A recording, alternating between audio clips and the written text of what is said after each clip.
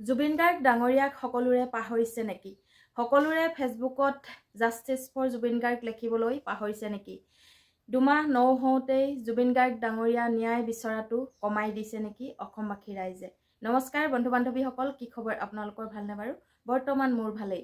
জুবিন গাৰ্গ ডাঙৰীয়াৰ ক্ষেত্ৰত আমি পোনপ্ৰথম কেইদিন যি সমাদৰ যেনেকৈ আমি সঁহাৰি পাইছিলোঁ জুবিন দাৰ ন্যায় বিচৰাৰ ক্ষেত্ৰত, আজি সেই উৎসাহ কমি আহিছে নেকি অসমবাসীৰ মাজত, জনসাধাৰণৰ মাজত, অনুৰাগীসকলৰ মাজত? আমাৰ প্ৰশ্ন হয়। কাৰণ জাষ্টিছ ফৰ জুবিন গাৰ্গ লেখিয়ে যে আমাৰ একো কামত নাহিলে সেই কথাটো এতিয়া উমান পাইছে নেকি? ক'বলৈ গৈছোঁ যে জুবিন গাৰ্গ ডাঙৰীয়াৰ দুমাহ নহওঁতেই আমি ন্যায় বিচৰাৰ ক্ষেত্ৰৰ পৰা আঁতৰি আহিছোঁ নেকি? আমি আচলতে অপৰাধীক ধৰিবৰ বাবে এনেকৈ সদায় জাষ্টিছ ফৰ জুবিন গাৰ্গ বা জাষ্টিছ বিচাৰি আমি সকলোৰ ক্ষেত্ৰত ন্যায় পাবলৈ চিঞৰিব লাগে। কাৰণ জুবিন দাৰ ক্ষেত্ৰত যিহেতু এনেকুৱা হ'ল, সেই গতিকে মই আপোনালোকক কৈছোঁ যে জুবিন গাৰ্গৰ অপৰাধী কেনেবাকৈ সুৰুঙাৰ ফাকেৰে সাৰি যাব নেকি?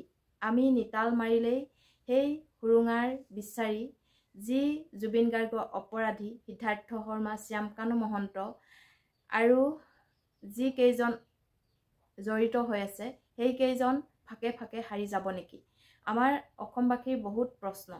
কাৰণ SIT আৰু CIDয়ে যিবোৰ তদন্ত কৰি আছে সেই তদন্তত কিন্তু কিমান সন্তুষ্ট আমি এতিয়ালৈকে গম পোৱা নাই।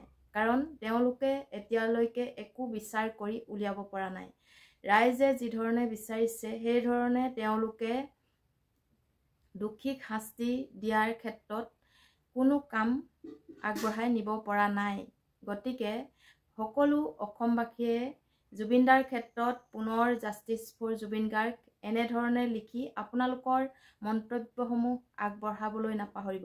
কাৰণ আমাৰ হিয়াৰ আমঠুজনে যদি ন্যায় নাপায় তেনেহ'লে কিন্তু আমি বৰ দুখ পাম।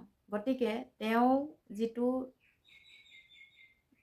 দুখত মৰিল বা যিটো দুখত তেওঁ জীৱন ত্যাগ দিবলগীয়া হ'ল, সেই গতিকে তেওঁক জাষ্টিছ দিয়াটো আমাৰ কৰ্তব্য। আৰু চৰকাৰ তৰফৰ পৰা যিহেতু যিখিনি কৰি আছে সকলোবোৰ তদন্ত আগবঢ়াই নি আছে, তথাপিতো আমাৰ যি কৰণীয় কাম আমি পিছ পৰি নাযাওঁ। তাকেই কৈ মই আপোনালোকৰ আগত এই কথাকেইটা ক'লোঁ। জুবিন দাৰ ক্ষেত্ৰত আপোনালোকে পিছ হুহুকি নিদিব। আপোনালোকে যিমান পাৰে সিমান জাষ্টিছ ফৰ জুবিন গাৰ্গ হওক বা যিয়ে নহওক আপোনালোকৰ নিজৰ মন্তব্যসমূহ আগবঢ়াবলৈ নাপাহৰিব।